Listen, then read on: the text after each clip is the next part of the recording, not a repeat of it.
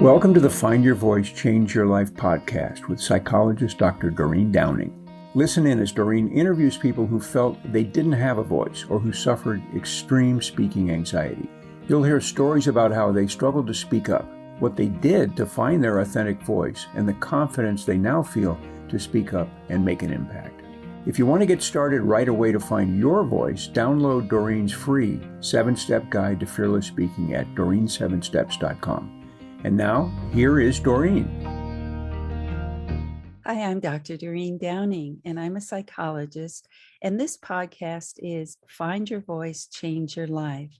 I invite guests who have some kind of story about what it was like at some point in their life not having had a voice, whether they connect the dots and it has something to do with an earlier life, let's say childhood experience, or whether there was some kind of trauma or some kind of event that not helped, but actually robbed them of their voice and helped them feel like they were not so confident to be more of who they can be.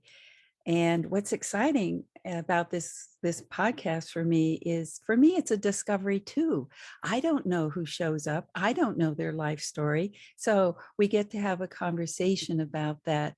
And I'm real curious. So today I get to introduce Melissa Reilly. Hi, Melissa. Hi, Doreen. Nice to see you today. Yes. And like I said, it's always fascinating to me to uncover what your story is about not having had a voice and how you found it and what that means to you. But you sent me a little bit of a bio, and I'd like to read that, and so people would get a clearer sense of what's up for the listeners today. Great. Yeah. Well, you're a clinical psychologist like me, yes, or like I am. Melissa Reilly is a clinical psychologist, parent coach, and a mom without a mom. Although grief has been a part of Melissa's life from the age of 4, she was shocked to find that a resurgence of grief would be part of her birth experience. Melissa and her mother had been estranged prior to her mother's death, which complicated things further. She missed her mother and was angry with her simultaneously. She longed to have a healthy mother figure in her life as she learned how to be a mom herself. Well, it sounds like a lot of fascination here too. Wow, what happened? But let me go on here.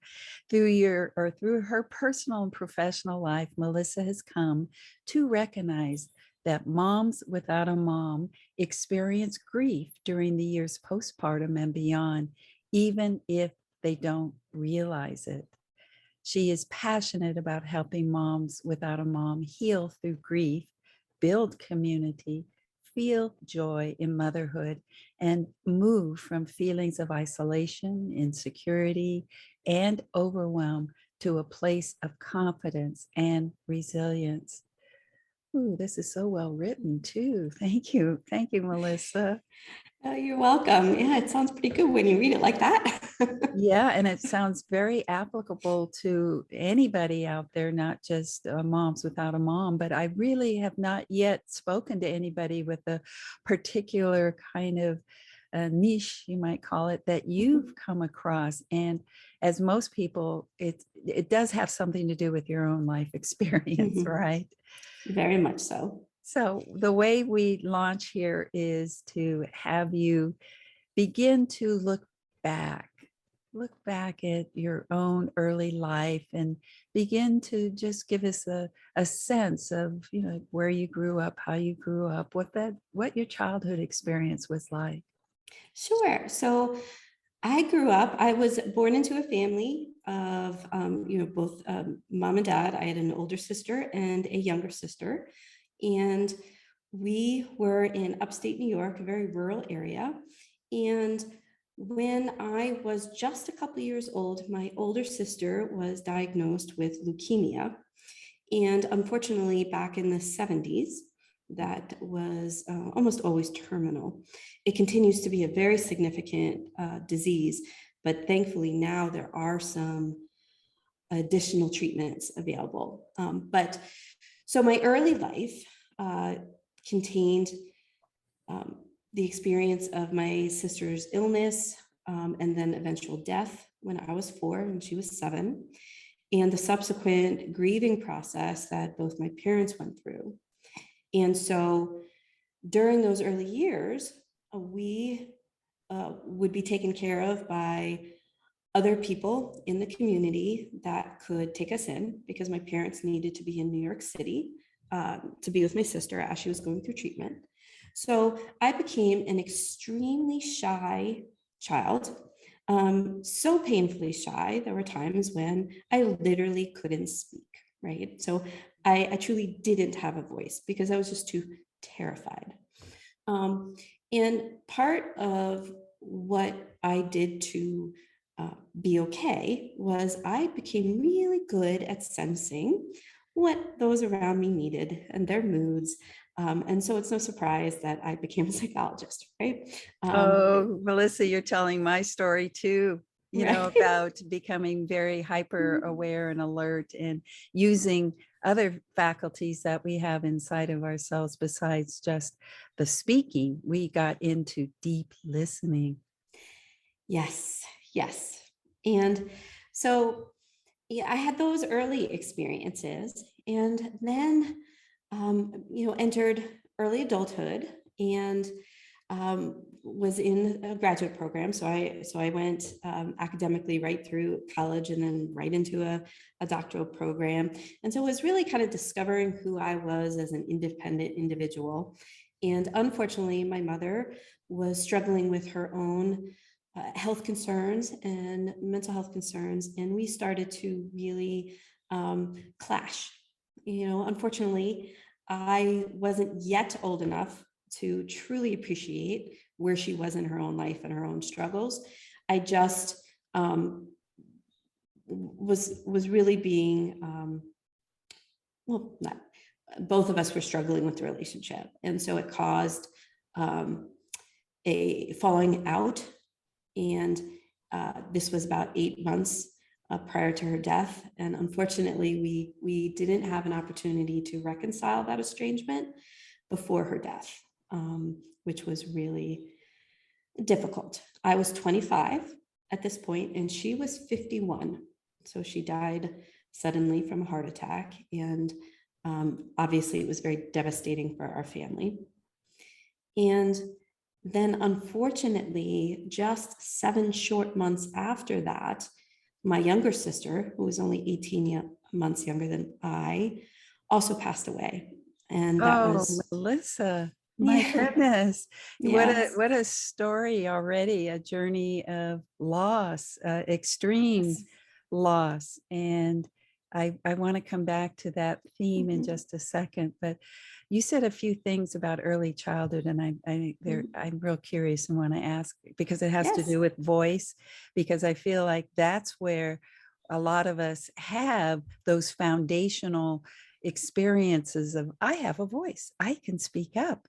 And you said you were very, very shy, and you also said you were terrified. And I was just wondering if you could dive a little back again and say, well, what were you terrified of?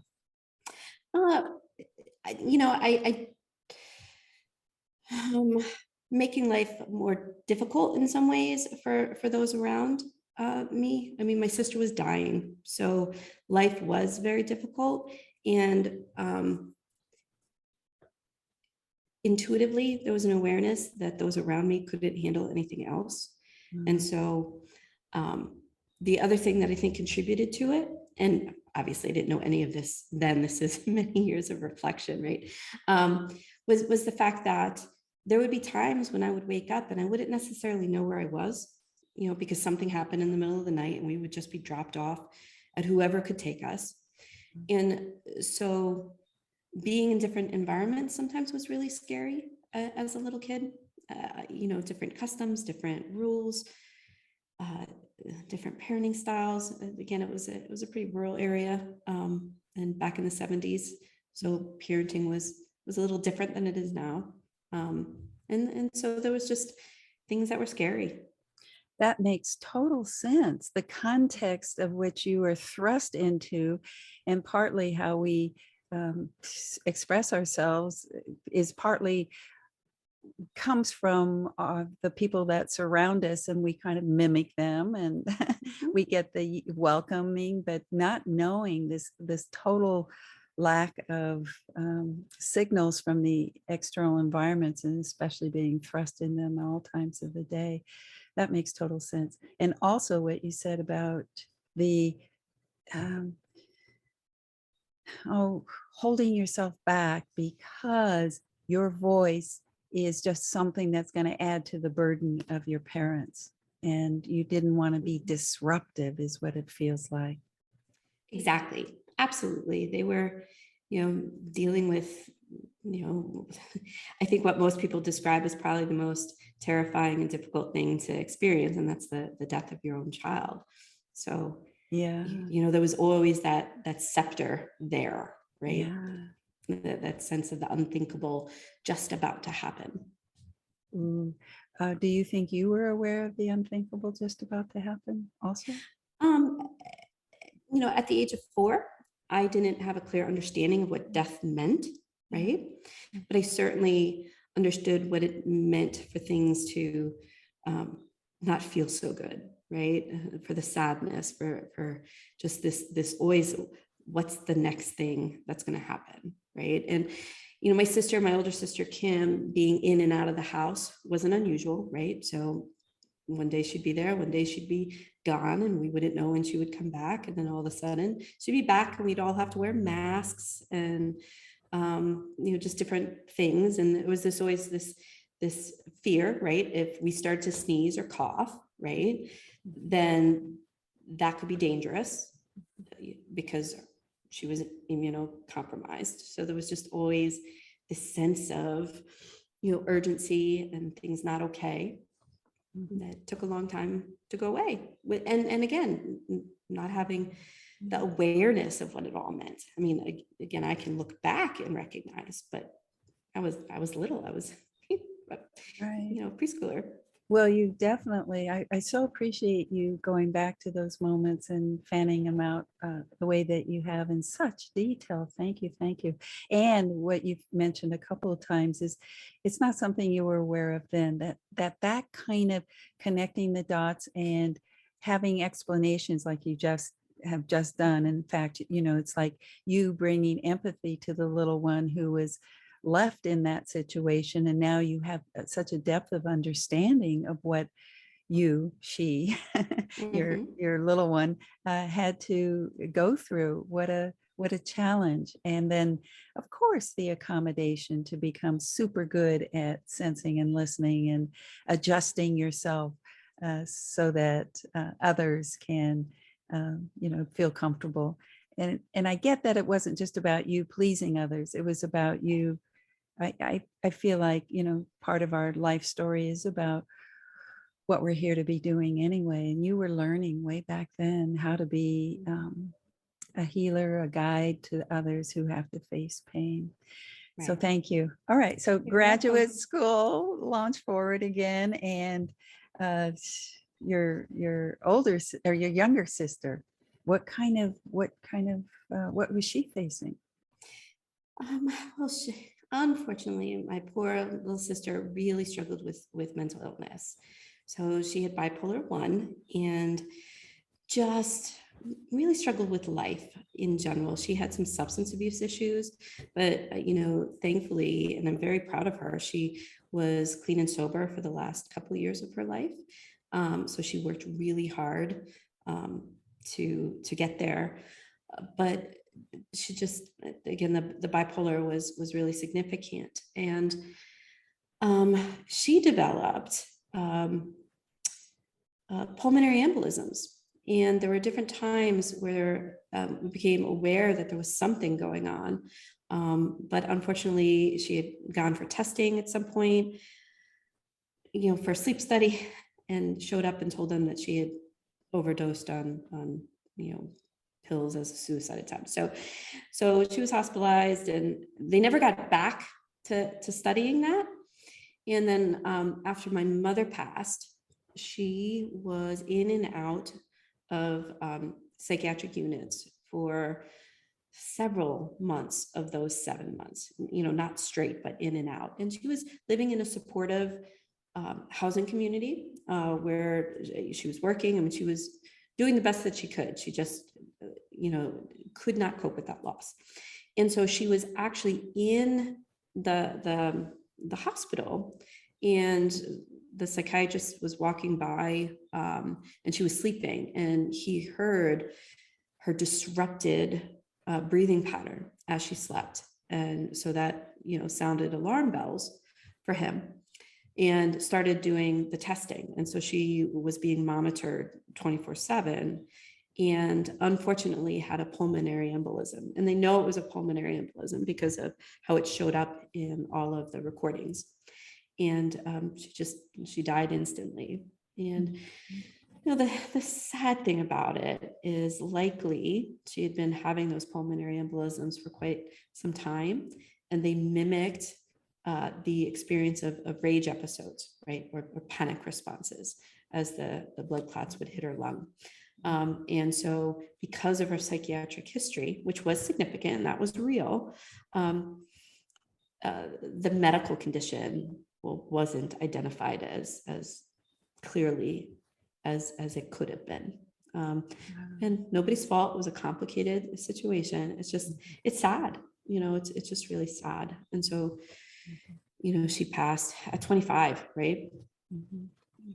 So. And so you're a few years older. You're by now, what, 28? I was 20, Yeah. 27. Uh-huh. Yeah. And another loss.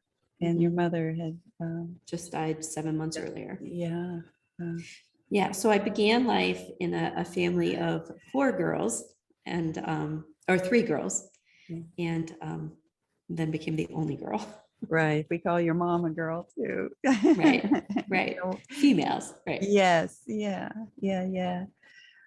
Well, let's see, before I ask you to just move forward in what happened next, because obviously it has something to do with your mom and the death and how you coped. Where was your dad all of this time then? My dad, struggled through all of it, and he had remarried. God bless him.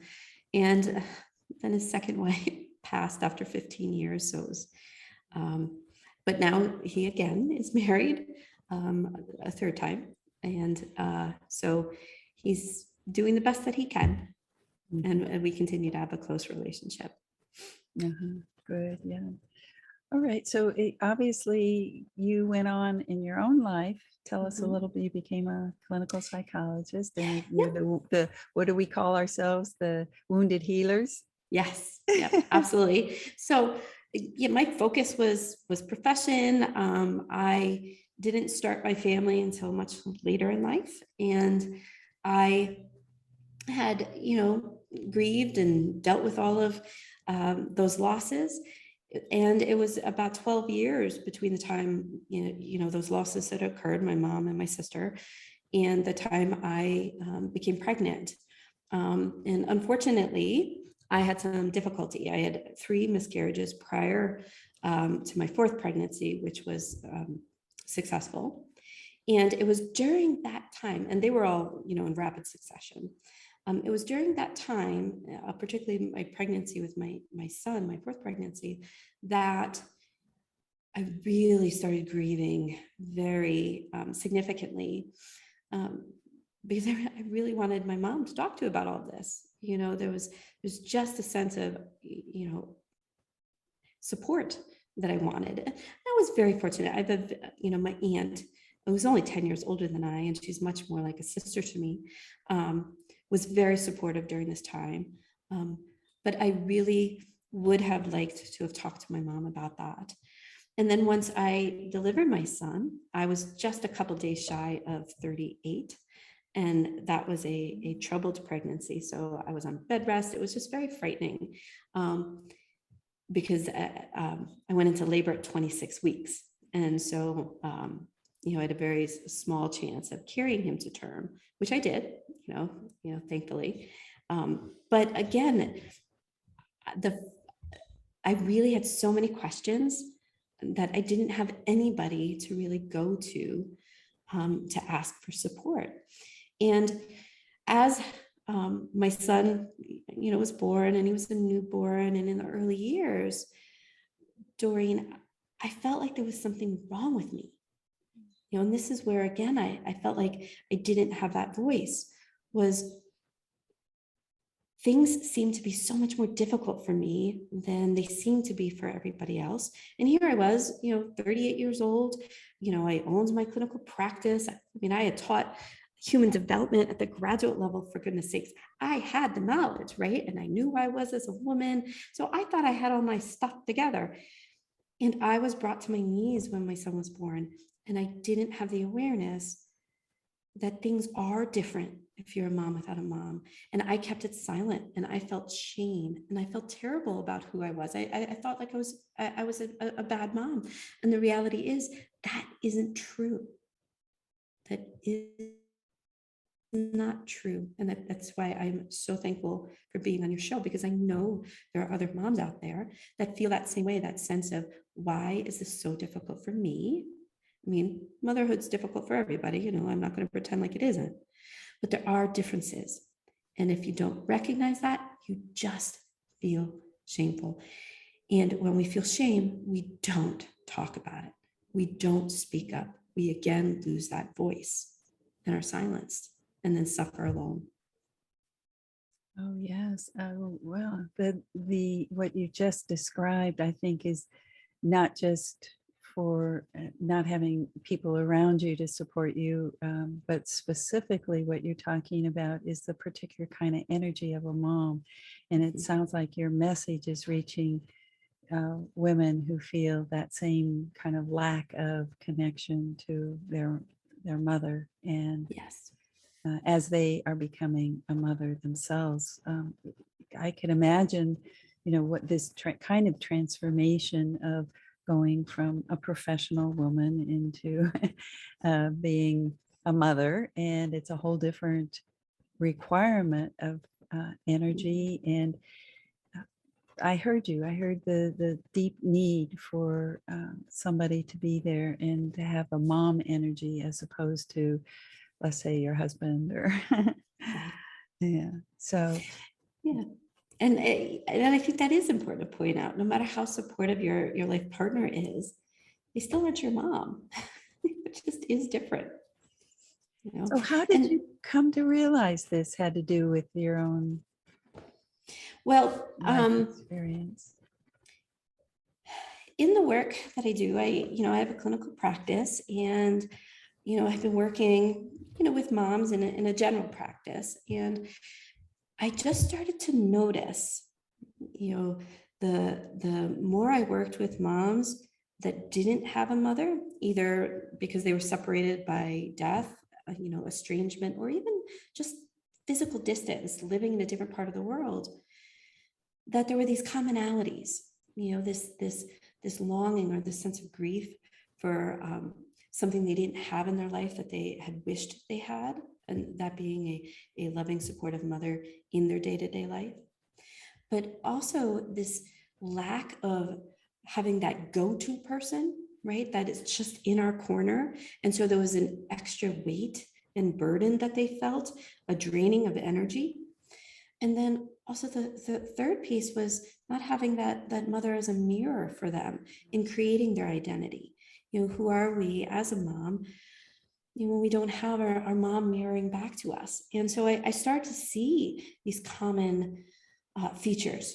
And so I started kind of recognizing, in myself, I was like, no, I know exactly, right? And so I started putting things together. And so when I started, doing a little bit of research and kind of trying to find more information, and realized there isn't a lot of information out there regarding moms without a mom.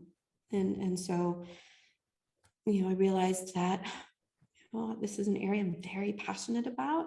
And the more I talk about it and think about it, the more I realized this was something I needed to pursue. And I needed to really be that voice for those that haven't found theirs yet in this area. What both an honor and a privilege for you to be able to take on that mantle and to be the spokeswoman for Moms Without Moms. How do people find you? Where is your business now? Can you tell us a little bit about, well, now that we know you and we know what you specialize in? Sure. Well, I started my coaching program and it's called Moms Without a Mom. And my website is easy to find. It's momswithoutamom.com. And I would love, for your listeners to reach out. I offer a 30-minute call, no sales pitch, just me providing support. So, please, if anyone's listening, just give a call and I'll help you create your community and feel good about where you are. But I'm also on Instagram, Moms Without a Mom, and Facebook. So all the general places, but probably the easiest place would be just my website, momswithoutamom.com. And you'll find I have some free guides for moms on there. The one right now that I really like is the Enjoy Being a Mom Again quick guide. So it helps moms with a small little strategy to bring their attention back to their present when they find themselves distracted by those difficult thoughts. Again, like I said in the beginning, your tips could be used by any of us, not just those who have children. And one of the things I want to reflect back to you, Melissa, is that people who aren't listening, you have such a beautiful glow. And I think that people who are listening probably could hear it. You've got a wonderful kindness and a gentle spirit that feels like you know how to really hold space for people who need help that you can offer. Thank you, Doreen. That means a lot to me coming from you. So thank you very much. Well, thank you for sharing your voice today. It was my pleasure. Thank you for being with us today for this episode of Find Your Voice, Change Your Life. Each person Doreen interviews shares what has helped them find their voice. You can learn from these guests and find your voice so you can be confident to speak up and speak out. And remember to download Doreen's free 7-step guide to fearless speaking at doreen7steps.com. We hope you enjoyed the show and will return next time. Until then, goodbye for now.